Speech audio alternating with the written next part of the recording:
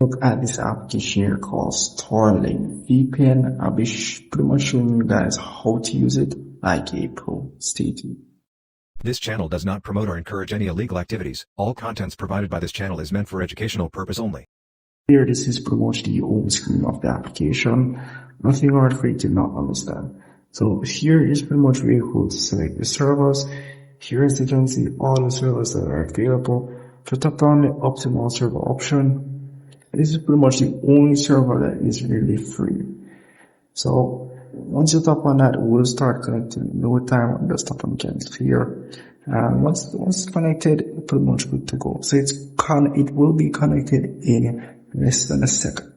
So at the crown icon over here, pretty much we go to get your subscription. As you can see, the subscription price and 3-year subscription. You do get 3 days free trial, so you can always test out the application to see if you like it.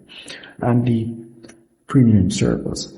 So if I go back in the server section here, you can see a lot of other servers which I can use. If I do tap on these servers, they do connect.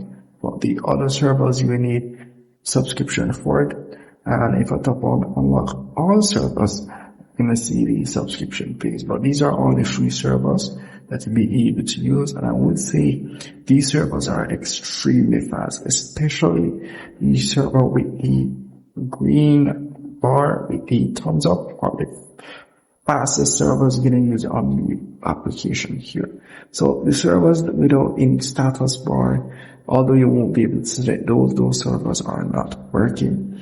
So the one with the status bar but no tick means it's fast but not as fast as it should be.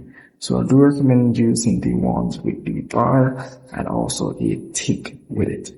So you can go at the top here to refresh or repair server. The top left, top right side here of the screen, you can tap on this here to refresh the server list. So once you have done that, any connection problem that you have will be fixed with this here. So once it's finished loading, you should be good to go. So it will take some time, so you keep in mind and be a little bit patient.